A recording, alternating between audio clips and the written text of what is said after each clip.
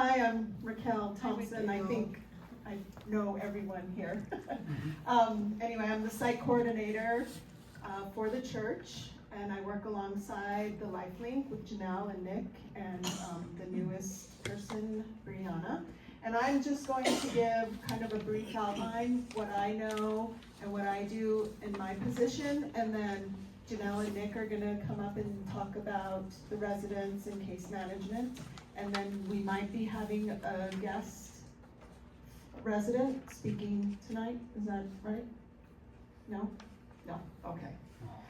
So, anyway, this is just the overview, as many of you know. Oh, do we wanna, oh, the Yeah, if lights we are could off? dim, Yep. that's the sun. That's it? Well, there's a lot, that's sun? Yes, Wow. we do have, but they weren't. Oh, sorry about that. Anyway, I'll do most of the talking, obviously.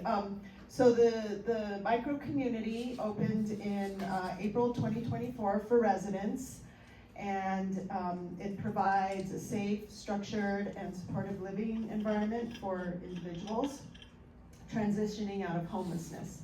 And this initiative, and we're the pilot project, or pilot program, in collaboration with Christ Lutheran Church, the LifeLink, and the City of Santa Fe. Some of the key features that we're proud of right now is, well, of course, we have 10 pallet shelters here. One, the 11th one is used as security personnel office through the LifeLink. Our hygiene unit has restrooms with 1 shower, so that's up and running. We have on-site case management, of course, and support services. We have right now the weekly food pantry program, and coming soon, we're excited to expand community programming such as art, gardening, and job readiness and adult learning. Recent milestones, of course, the shelter operations are successfully implemented. And we, the church, we were just awarded with the city contract, so that will help with expanding our programming, maintenance around the campus, and personnel costs related to the micro community. Groundbreaking for our community room looks like July, so in a couple of months, or maybe even the end of this month. So we're very excited about that. That's the community room for the residents, and that will be outside. So they'll be able to use that room for meals, just meetings, watching TV, hanging out, and classes that we want to offer. The dog park is open to all of our residents, although right now we only have one dog. Right now. In the beginning, I think we had 7 or something like that. So hopefully we get more dogs, and people can go out there and enjoy the area too. And then our laundry room is fully operational, and it's being used by all residents. The community impact, residents report that they have increased stability, better access to essential services through the LifeLink, obviously. Right now we have had 9 residents, or has that changed with housing? So Janelle and Nick will talk, that number has changed. And the City of Santa Fe is working, as Mary mentioned, on phase 2 for the additional pallet shelter community within the city limits. And so here I'll just talk about what I've seen, and people in the church, that there is overall, the site maintains a peaceful and respectful environment, and that's thanks to the cooperation of our residents. There's no people congregating or loitering around or near the campus. We have not seen that happen. There's no significant disturbances reported or complaints from the surrounding neighborhood. In fact, we have neighbors that come and visit our residents and bring food and treats and conversation, so that's great. And we're the LifeLink, they have rules and support systems to help maintain a safe environment. Some of the challenges that there may be are, well, here I just have that there's obviously no ongoing problems with hanging around. And the entrance is monitored and managed by the LifeLink staff security and the overall staff. The challenges with the location exist with distance to stores and appointments that residents may have to go to. There's also challenges with residents not having their own community space, and we're addressing that issue by bringing the community. It'll be kind of a container building that will be placed outside, and we're gonna beautify it with gardening and fences and painting it and whatever. Once it gets here, we'll see what it looks like. But not having their own space has been a bit of a problem, because sometimes we have groups that come in and use the church for their meetings, art groups, just various meetings, and when that happens, the residents can't come through if this room's being used to use the laundry room, or if the other room, the meeting room over there, is being used, they can't come through to access. So with the community room coming, that's gonna solve, hopefully, a lot of problems. And then the City of Santa Fe Transportation Department, we just got this, found out that they have added an on-call service to this site. And what they have done is they're implementing an online service.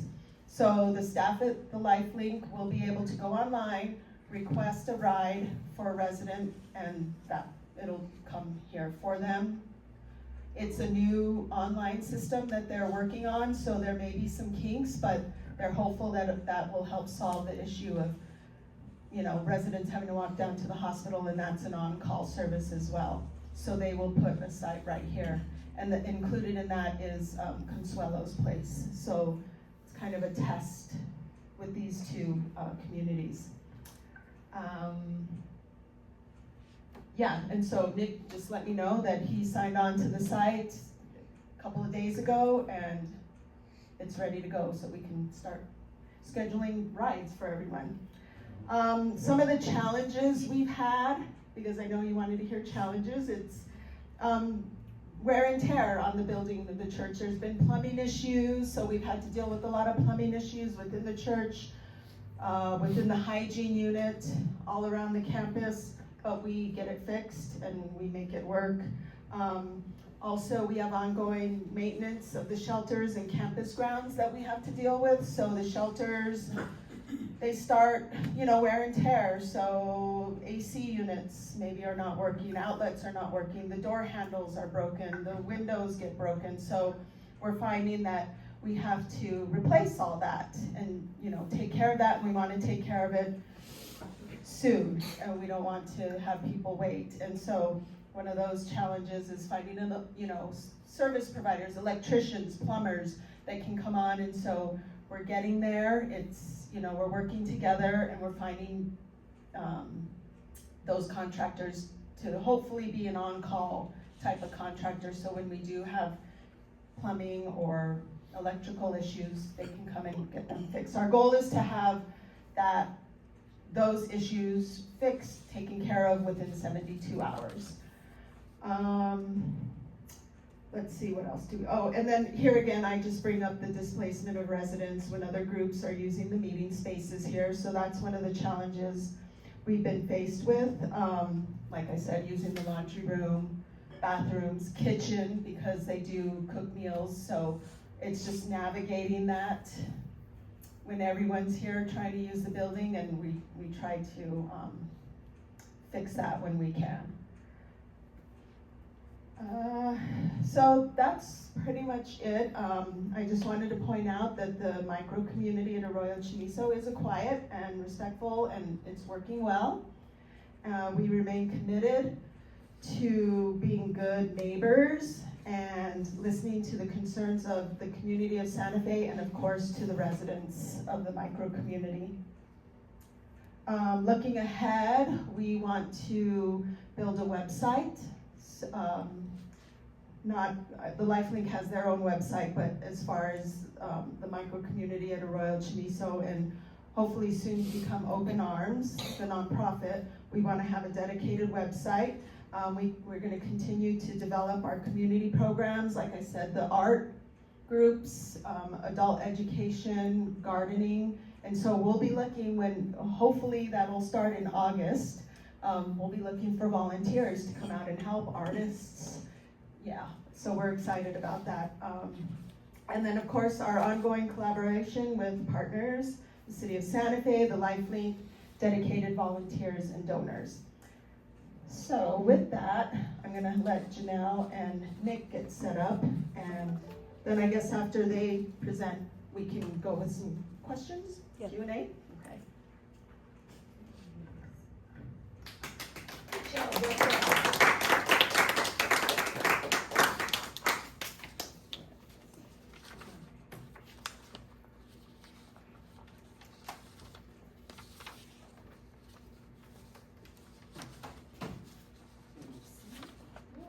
Okay, hold on, let me log in. Okay, do I have to use a microphone? Yes, please. We're recording this. All right, I think I turned it off. thanks. All right. I hate public speaking, but I was told it's an area of professional development for me, so here we go. Just us. Thankfully, it's a small group. Okay, so, what am I doing? Okay, I'm Janelle Bohannon. I'm the Director of Outreach Services for the LifeLink, so I oversee not just the micro community, but street outreach, re-entry from the jail, navigation, and something else. Oh, it doesn't matter. A SAMHSA funded grant, that's the other one. And then also Nick is back here. So are you a LifeLink employee? Yeah, the director for outreach for LifeLink, thank you. And therapist. Oh yeah, and a licensed therapist, that's another issue. So, okay, so when the RFP came live, we applied and we designed it after a emergency hotel that we ran during COVID. We had 30 rooms over at the Coyote South where meals were catered and they had laundry, they had cleaning services. But what was different about our hotel program than what was being ran citywide was that we had a service-based approach. So everybody that came into our hotel had to have case management and had to be working on a housing plan. So we took that same idea and we implemented it here at the micro community. And we were able to house, I have the data, I think it was 29 people in 9 months. We only ran this program for 9 months. So, first line, LifeLink, that the micro community here at Arroyo Chamiso is a service-based shelter. The clients must engage with the LifeLink staff on a regular basis to receive support around goals such as housing and employment.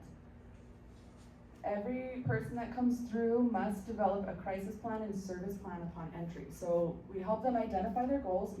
Majority of people have their goals being housing, employment. Sometimes it's just getting their physical health back and mental health. And so we support them in that. And then also we do develop a crisis plan that's very behavioral health oriented. Because every person that comes through, if you're experiencing a crisis, how are we gonna manage it? And so not only do we help them develop that crisis plan, we give them a copy of it with the emergency numbers like 988 crisis line, Agora. I always mention Agora because I was a volunteer there at UNM. So we provide them with these numbers so that if they're in crisis, they know who to call if we're not on site. The staff, the case managers, myself are here 8 to 4, Monday through Friday, and then we have LifeLink trained security on the outside hours, on the off hours. We do develop individualized housing plans for everyone. That means that we look at everybody's circumstances and we try and find out which route to take them. Housing is like its own enigma, because you could qualify for permanent supportive housing due to chronic homelessness through the coalition and HUD. You can qualify for a state-run program. You can qualify for subsidized apartments. You could qualify for county housing Section 8. So we sit down, we help them develop those plans, And then, we work really closely with our housing department and all housing partnerships that we have in the community. We do provide meals 2 times a day. The weekday meals are actually cooked by a client of the LifeLink, so she has lived experience with homelessness, which is very important to support our folks in that way. And then the weekend meals are still provided by What the Truck, and so I'm a huge supporter of What the Truck and Victoria Brunetti, because she helped us with our hotel program, and she's continuing to help us now. So every weekend she comes in and she caters 4 meals, and hopefully we can continue that partnership. To establish safety and ensure minimal clutter, we also do once a week room checks. There are certain things in the pallets that we need to ensure, like the emergency hatch isn't blocked, so they can get in and out in case of an emergency, a fire, what have you. We do provide the 24/7 security on site, and we also support the residents with referrals into recovery when requested. The pallets are low barrier, so it's not our place to say what they need. We're all about autonomy, and so when they're ready, we support them in referrals. Currently, past and current, we have served 37 people. 10 have been moved into housing. We actually have someone signing a lease next week, or is he signing a lease next week? Hopefully. We have 1 that currently has a voucher and is just looking for a unit. 4 currently qualify for permanent supportive housing through the Coalition to End Homelessness. That's the one where you need to be chronically homeless, you need to be extremely vulnerable. So those are the type of people we're serving. 6 are currently on the wait list for the LifeLink Linkages program, which is also permanent supportive housing. It comes with supportive services. You do have to agree to having like a once a month home visit, and that's funded through the state. 5 are on the Section 8 wait list through Santa Fe County, and then some more fun data. We've had 5 complete some sort of recovery treatment. So that could be a detox or a 30-day program. And what we've done, if a client is ready and willing to go into a 30-day, we are holding their unit for them so that they have somewhere safe to come back afterwards. So improvements, these are like my wish list items, so it doesn't mean it's possible. We would love to have a full-size commercial grade kitchen with 24/7 access, as Raquel stated. Sometimes working as a community and working around scheduling is very difficult for our folks and ourselves. I forget meetings all the time and I walk through them, so if you're ever in those, I apologize. The community room with 24/7 access. A lot of our folks are struggling with isolation because we don't have like a consistent community space. Supportive employment services cater to our client needs. We're really looking into developing more supportive employment. We do currently have chores that the clients can do around the property, like washing dishes, serving meals, where we do pay them. So that's another really cool thing about our grant that we haven't implemented before, is they are getting compensated for giving back to their community. We want to increase activities for our clients. They've requested things like a basketball hoop or a ping pong table. I don't know if that's the clients or just Nick wanting a ping pong table, but he's insistent that it's for the clients, so. I'm gonna get one. So if you know of anybody donating a ping pong table, please send them Nick's information. Another thing that we've really been interested in is the LifeLink has a really close partnership with Healthcare for the Homeless with La Familia. We have been requesting possibly having like a walk-in clinic or something for them, even if it's just drop in and do some basic wound care or something. They've been short-staffed, much like a lot of other people. So as we continue growing, we're hoping to develop a partnership there. Oh God, this is a lot. Okay. All right, so expansion and conclusion. So as of late 2024, LifeLink was awarded to be the operator for the next site. So come that Richard site that Raquel mentioned, we're also going to be the operators for that one. We plan on implementing the same services, but kind of like beefing them up. I can't read this from where I'm at, sorry. To include supportive employment, daily living skills development, and a diverse range of recreational activities and group programs. So we have like started to implement art classes and other things. And to continue offering our housing support and the access to the housing vouchers. One of our goals for the next site is to integrate peer support from individuals with lived experience. We really want to support the people that we serve, and if they're looking for employment, we can potentially hire them. That's something that it's an idea we talked about earlier today. So it's brand new. I'm sorry. Okay. One of our goals for the next site is to also integrate peer support, right, with lived experience and recovery from addiction, which can significantly improve outcomes for service users by building trust and reliability, empowering recovery, and shaping more effective services. So that's kind of where we're headed. What can I say about the Richard site? The Richard site, we're working very closely with the city to identify the needs that we're gonna serve at the Richard site, and so it might not be like mirroring exactly what we have going on here at Arroyo Chamiso. There is focus on serving families, and that's something that we'll venture into as that comes up. One of the things that many people might not know is that we do host a monthly community update meeting. So nobody's come in a few months, so Nick and I log in, we stare at each other and then log out. We wait 15 minutes. So we included here on this QR code that hopefully you guys can scan, probably not, the information about the meeting or the login. The next one is the next week? 2 weeks. 2 weeks, thank you, Nick. He's my scheduler, I don't do anything. Do you know the exact date and time? It's the third Wednesday of every month. Okay, what at time? 6 p.m. 6 sharp. p.m. Yeah, and we can include the Zoom meeting invite. There was a lot of confusion happening because one of the consultants that helped us set up the micro community was running the meeting. That link would never work.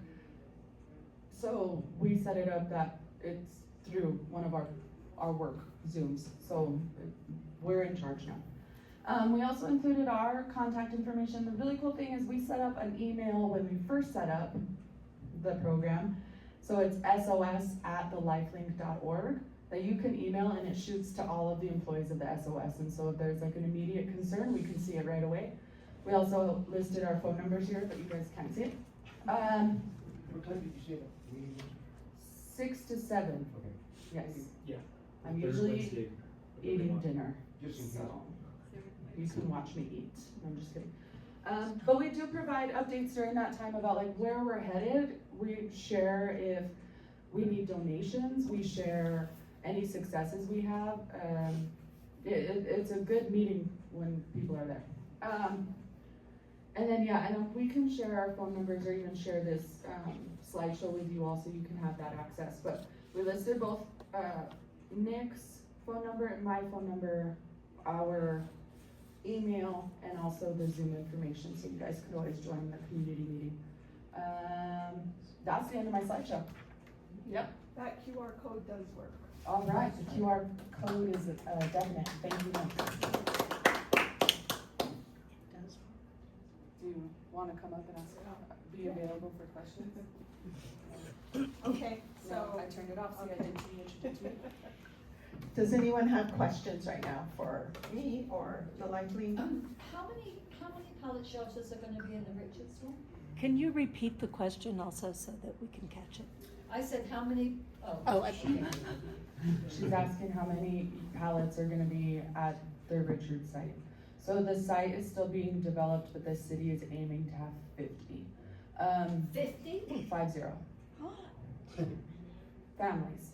So a family unit can house, they're gonna be family units. So we're not 100% sure how many people will be in each unit. Are they bigger? They are bigger. They can house 4 people. So we will be very busy. Nick will be busy. I plan on quitting before then.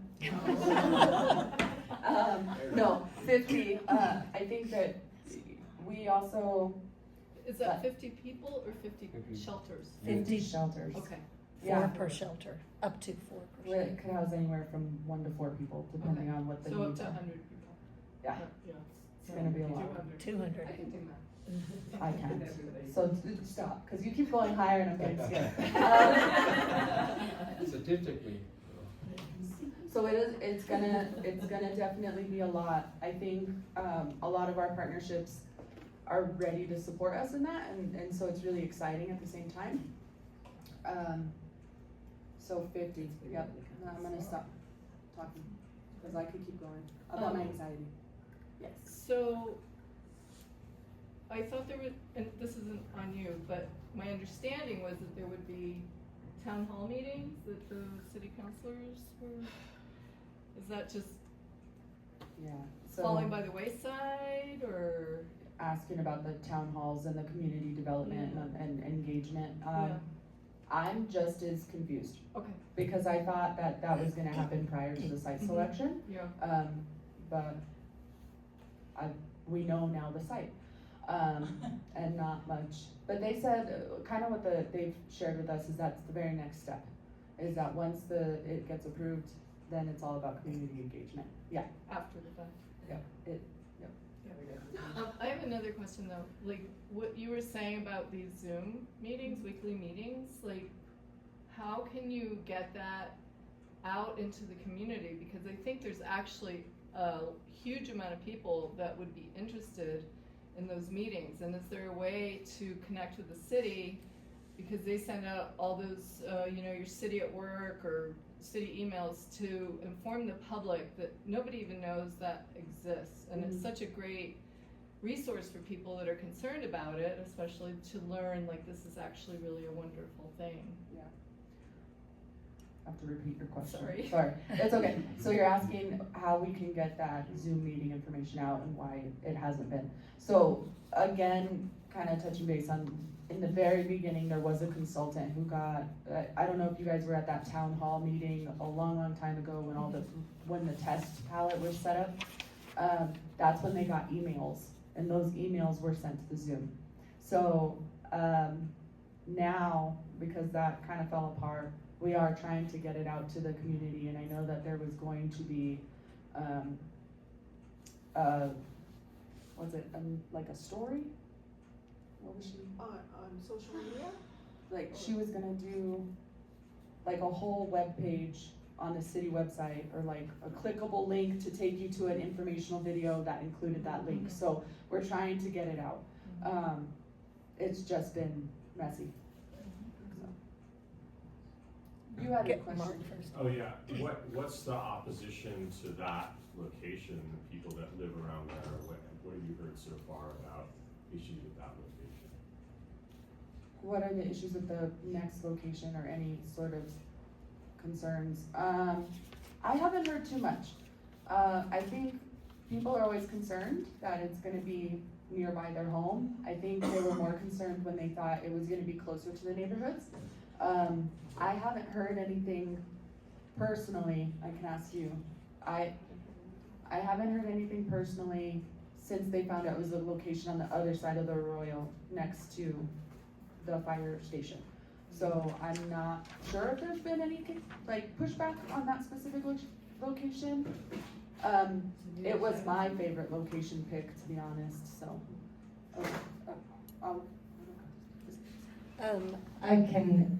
I have heard pushback in regards to public transportation at that location. Ideally, that could be nipped in the bud by saying the city is now offering these on-demand rides at these communities. Also, in terms of promoting that Zoom meeting, we can certainly do that in our email. And I can get more information from you and be sure to include that in our next email, because I think it's great. I did have a question. You have goals that the residents have to be working towards, and the criteria, the things they have to be doing. Have any residents been asked to leave, and if so, for what reasons? Because I think that's an important message for the community to hear, is that, yeah, if people aren't complying, we're not gonna let them stay here and bring us down. Okay, all right, sorry. So one of the things, and this is a really good question to ask, one of the things is we do a write-up system. So if people aren't working on their goals, or if they're breaking any of the rules that we do have in place, they get a write-up. After 3 write-ups, they are asked to leave. The only thing that'll cause an immediate discharge is being a danger to themselves or others, or not being able to take care of their own basic needs. So we're not a nursing home. I can't be going and picking someone up who keeps falling, or, you know, I can't be checking blood pressure or hearts or anything like that. So if they can't be taking care of their basic needs, we do ask them to move on. This just isn't the site for that. There might be sites in the future. There's other programs that can potentially serve these people, but right now that's not what we can do. We also have a rule specifically towards abandonment of the unit. So 72 hours without being here, we consider that abandoned, and that's how a lot of people have also exited or been discharged, is that they just never came back. And so we'll hold on to their belongings for 7 days. They know that it's a part of our intake paperwork, and then we try our best to communicate and get them their belongings back. We hold on to like secure documents and whatnot, but we do have to end up getting rid of their stuff. How many people have been asked to leave?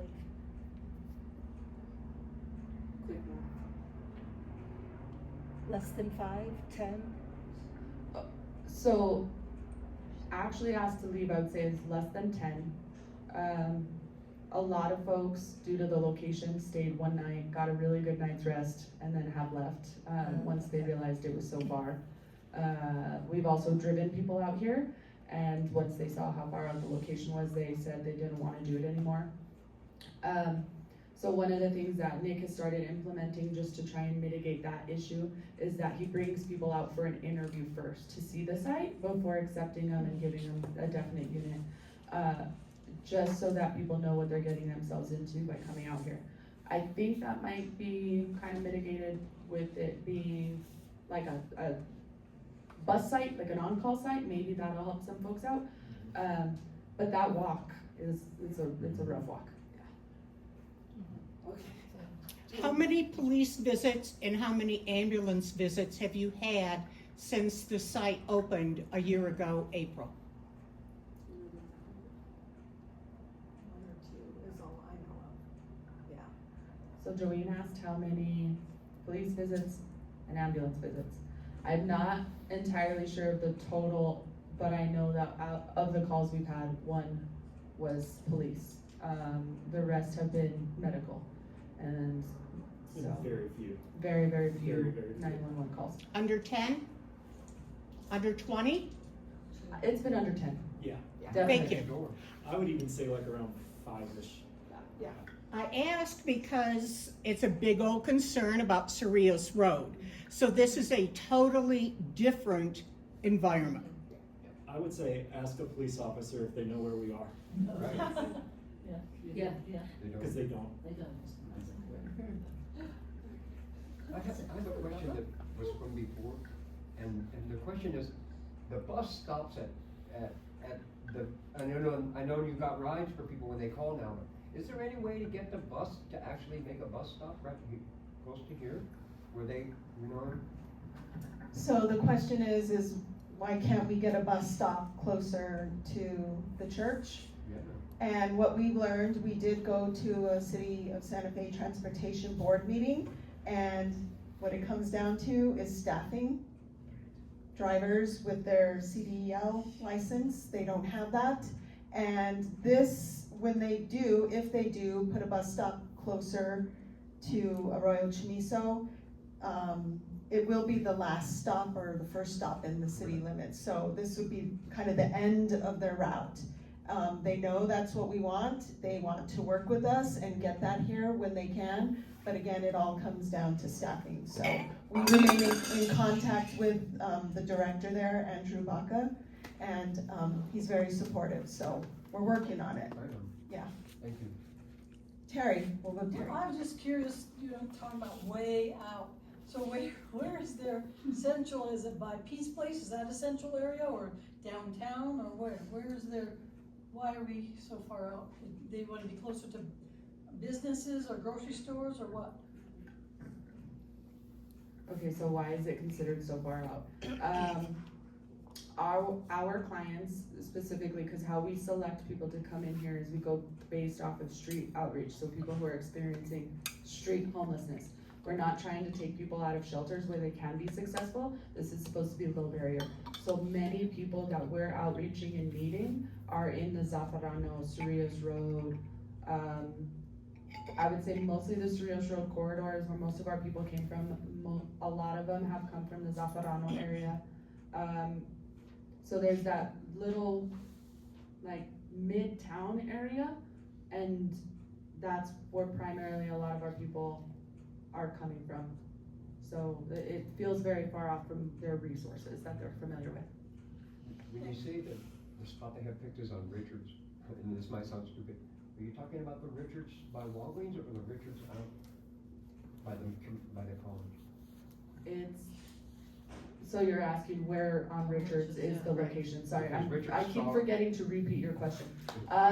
So it is the area by the Genoveva Chavez Center, like that part of Richards. By Geneva Chavez? Yes. Oh yeah, so that's the other Richards. Okay. Yeah.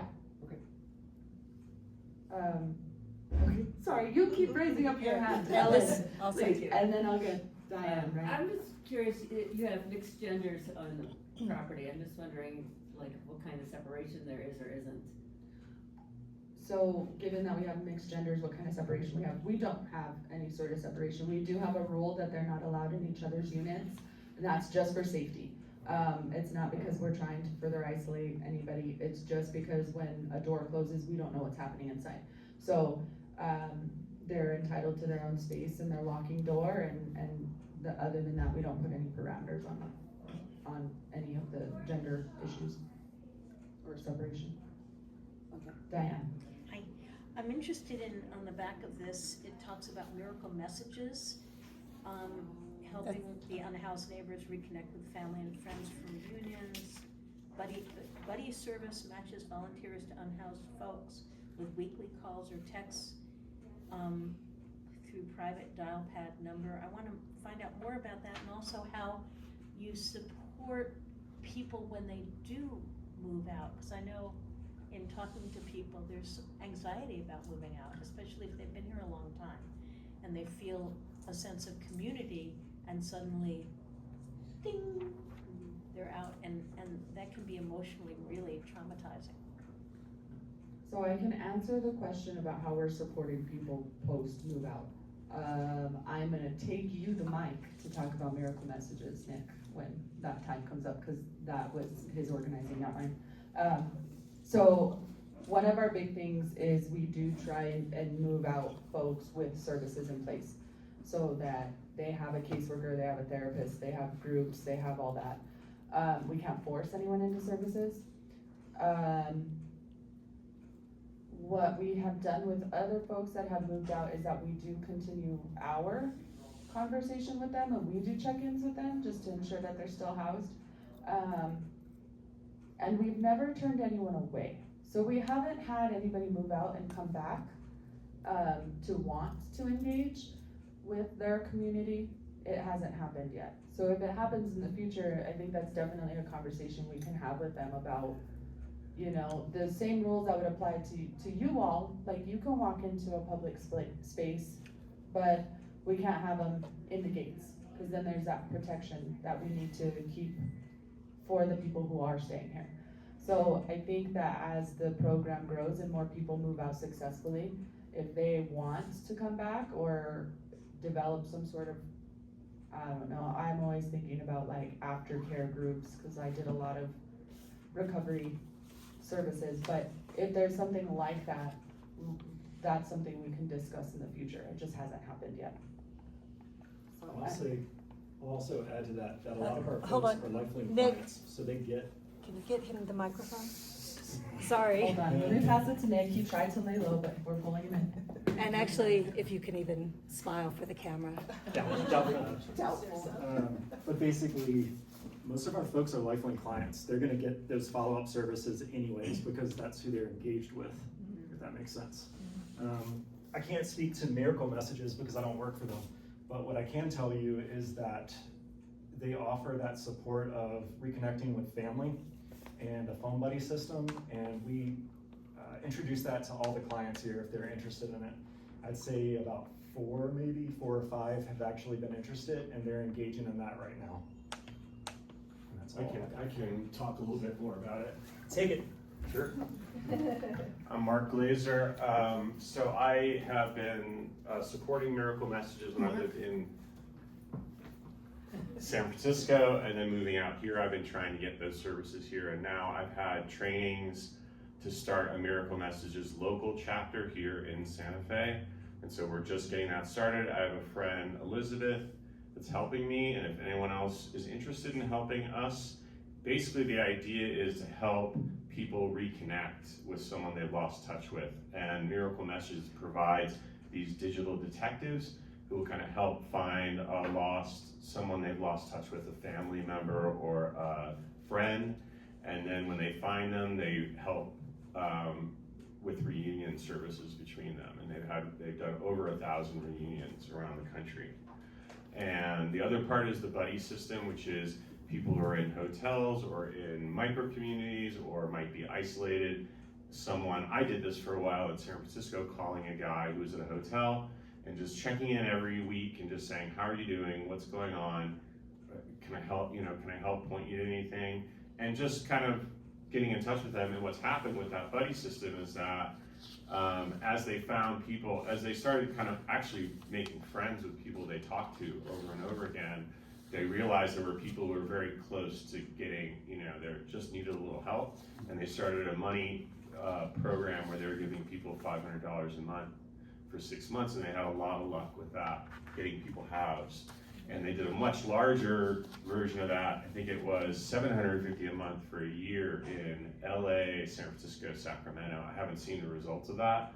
But so that's another thing that I think if we get this chapter going and we get a lot of people into these services, especially the buddy system, that we might also consider fundraising for a money stipend system and see if that helps too. Would there be training for the buddies so that, like, if somebody Yes. says, I need this, you'd have to know how to refer them to whatever? Yeah, there is a training for the buddy system, but that's nationwide. So I think we would have to try to help support people locally too if we wanted to do that. But really the buddies are more, they check in and they find out what's wrong, and then they work with Miracle Messages to try to find the services that are local for them. And you That just makes sign up sense. with this? And you can sign up at that link, yeah. Thanks.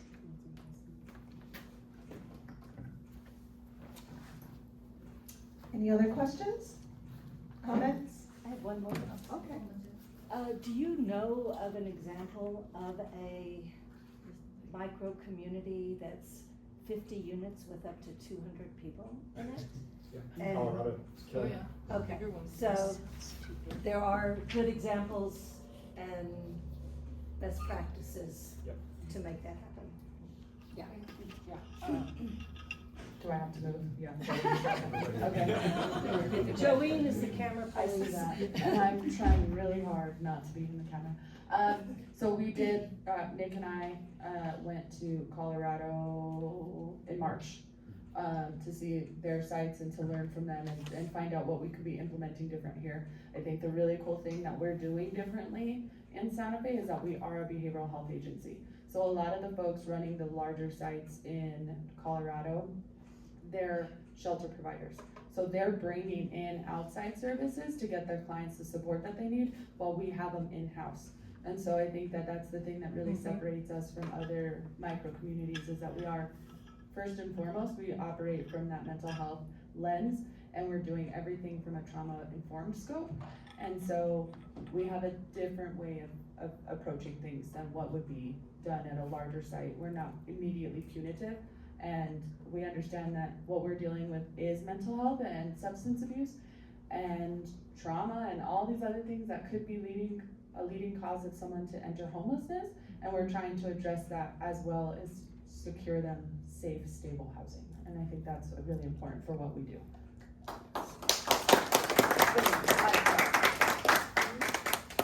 Was there anything else? What's the current estimate of how many unhoused individuals are living in Santa Fe right now? Estimate, I said current Whatever estimate. the pit count is inaccurate. Yeah, so we did the pig count, so my Yeah, I staff know was, that's inaccurate, so. yeah, was it that low? We were out all week, we couldn't find anyone.